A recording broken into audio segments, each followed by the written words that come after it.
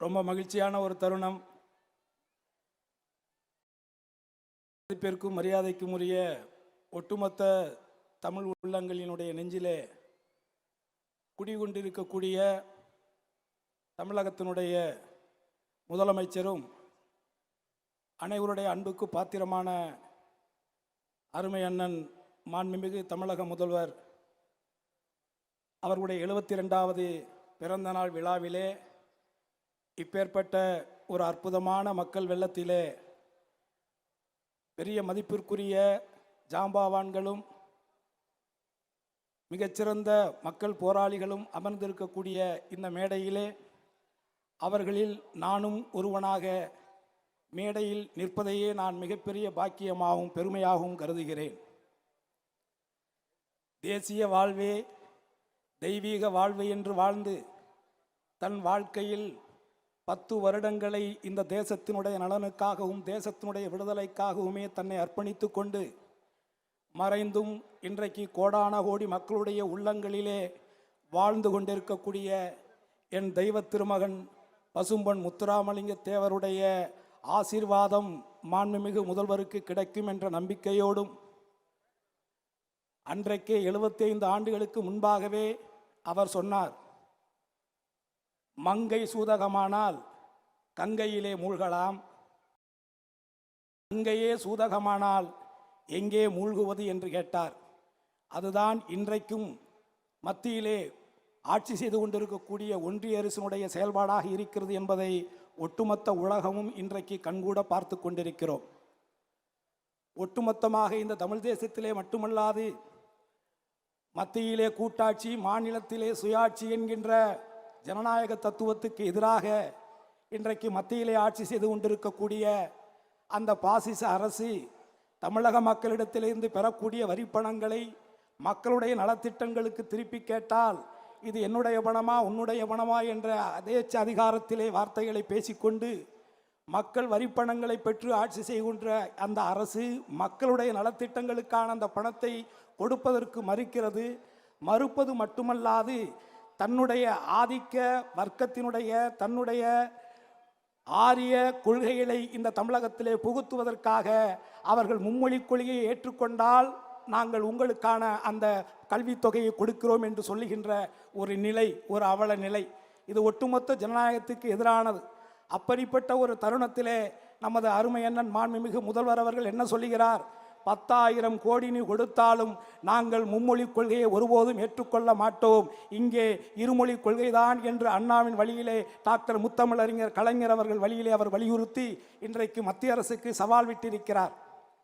நான் இந்த இடத்திலே மாண்புமிகு முத்தமிழறிஞர் கலைஞர் அவர்கள் 1971 11வது மாதம் 27ஆம் தேதி சென்னை மத்திய சிறையில் இருந்து மாண்புமிகு முதல்வர் அண்ணன் மு.க. ஸ்டாலின் அவர்களுக்கு எழுதிய கடிதத்தை இங்கே வாசிப்பதிலே நான் பெருமையாக நினைக்கிறேன்.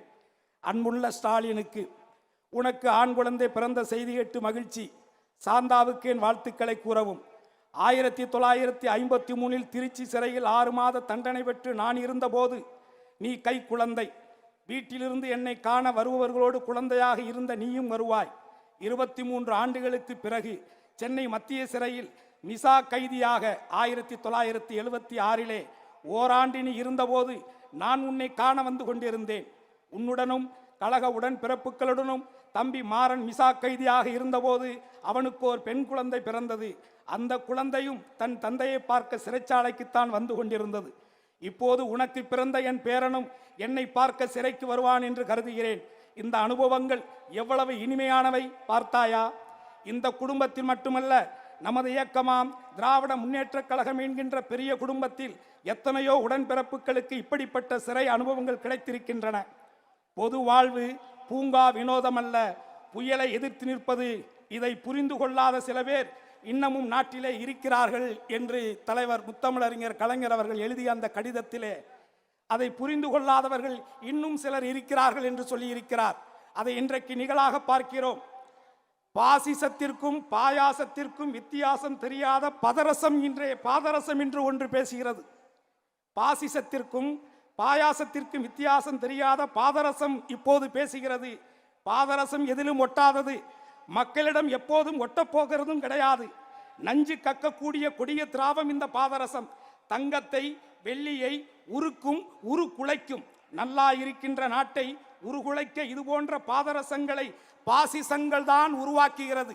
அந்த பாசிசங்கள் தான் இந்த பாதரசுகளுக்கு பாதுகாப்பு கொடுக்கிறது என்பதை நீங்கள் அத்தனை பேரும் உணர வேண்டும்.